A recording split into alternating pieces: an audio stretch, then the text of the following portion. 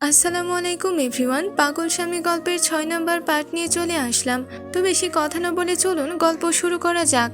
মধুজা বিছানায় শুয়ে এদিক ওদিক ফেরাফিরি করছে। ঘুম এসে বারবার তার চোখে হানা দিচ্ছে, অথচ সে ঘুমাতে নারাজ। অক্ষরের একটি মেসেজেই তার ঘুম কেড়ে নিয়েছে। মধুজা এখন একটাই ভাবনা, ওই পাগলা ডাক্তার যদি আমার ঘুমের সুযোগ নিয়ে কিছু করে ফেলে। না না, আমার ঘুমানো যাবে না, কিছুতেই না। আমার ঘুমকে ঠেকিয়ে রাখতে হবে। ঘুমকে কাবু করা এত সহজ না। রাত 12টা বাজতেই ঘুমের কোলে ঢলে পড়ে মধুজা। ঠিক তার কিছুক্ষণ পরই অক্ষর বাড়ি ফিরে আসে। বাড়ি ফিরে ফ্রেশ হয়ে বিছানায় এসে বসে।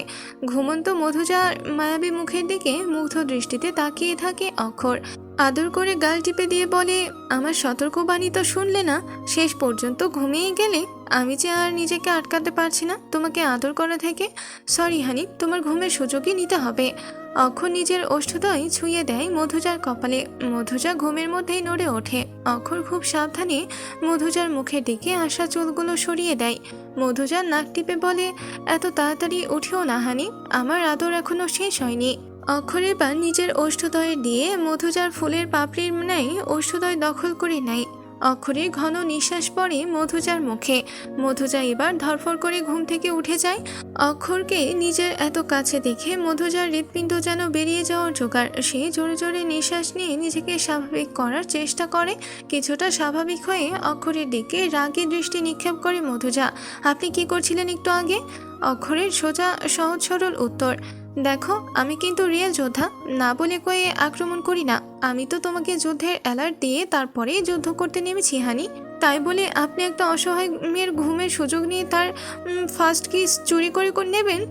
একদম ঠিক কাজ করেছি। আমার বউয়ের সব কিছুতেই প্রথম অধিকার আমার।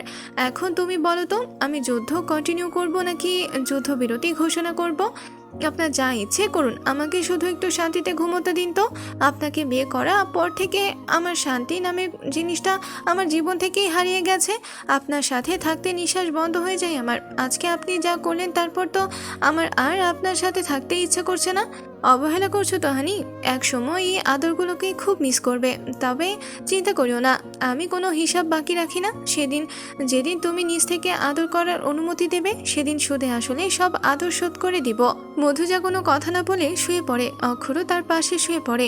বেশ সকাল সকাল ঘুম থেকে উঠে নামাজ আদায় করে প্রাত ভ্রমণে বের হয়েছে মধুজা। আসার সময় দেখে এসেছে অক্ষর ঘুমিয়ে আসে।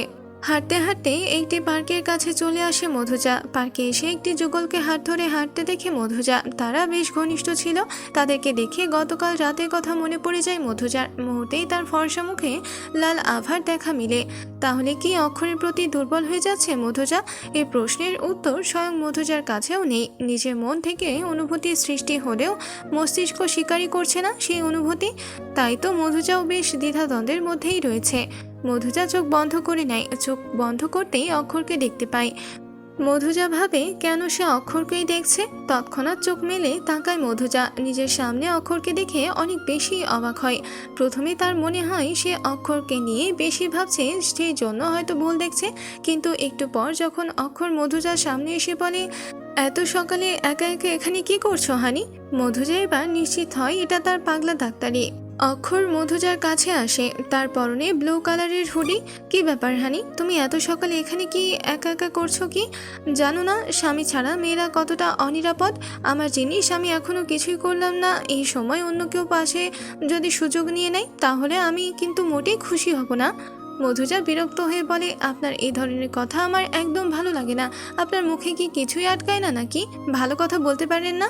অক্ষর কোনো কথা না বলে মধুজার হাত ধরে নিজের সাথে নিয়ে যেতে থাকে। কোথায় নিয়ে যাচ্ছেন আমায়? ছাড়ুন আমার হাত। হুশ, একদম কথা বলবা না। তুমি আমার বউ, তাই সবসময় আমার সাথেই থাকবা, বুঝেছো? আমি চাই না তুমি আমার থেকে দূরে দূরে থাকো। তোমার স্থান আমার বুকে। কথাটা বলেই মধুজাকে জড়িয়ে ধরে অক্ষর। মধুজার কানে আবার অক্ষরের বুকে ঢিপ ঢিপ শব্দ আসে। মধুজা যেন নিজে উত্তেজিত হয়ে যায়। অক্ষরকেও জড়িয়ে ধরে সে। অক্ষর বাঁকা হেসে বলে, রোম্যান্স করার ইচ্ছে হলে চলো ঘরে গিয়ে দরজা বন্ধ করি। এখানে রাস্তা সবাই দেখবে তো নাকি? অক্ষরের কথায় মধুজার হুঁশ ফিরে আসে। আসলেই তো, সে কি তার পাগলা ডাক্তারের মতো পাগল হয়ে গেল নাকি? মধুজা অক্ষরের থেকে দূরে সরে আসে। মধুজা শাড়ি পরে ঠিকমতো কুচি দিতে পারছিল না, শাড়ি পরার অভ্যেস তার খুবই কম।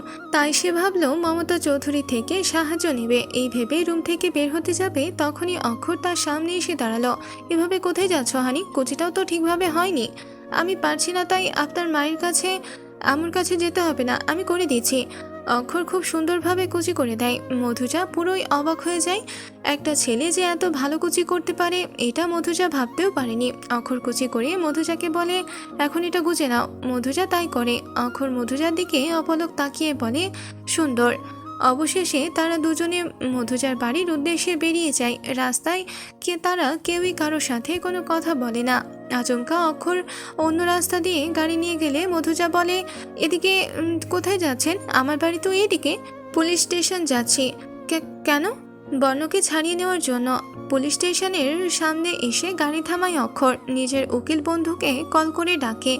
একটু পরেই অক্ষরের বন্ধু মাহিম চলে আসে। অক্ষর তাকে জিজ্ঞেস করে, জামিনের কাগজপত্র সব রেডি তো? হ্যাঁ অক্ষর, তুই যেমন বলেছিলি আমি তেমনভাবেই জামিনের পেপারস রেডি করেছি। আশা করি কোনো অসুবিধা হবে না জামিন নিতে। অক্ষর মাহিমকে সাথে নিয়ে থানার ভেতরে যায়। মধুজা গাড়িতেই বসেছিল। অক্ষর বর্ণকে জামিন করে বাইরে আনে। বর্ণর মুখে দেখে মনে হচ্ছিল সে একটুও খুশি হয়নি। অক্ষর বর্ণকে গম্ভীর মুখে থাকতে দেখে জিজ্ঞেস করে, কিরে, মুখটা এমন কেন তোর?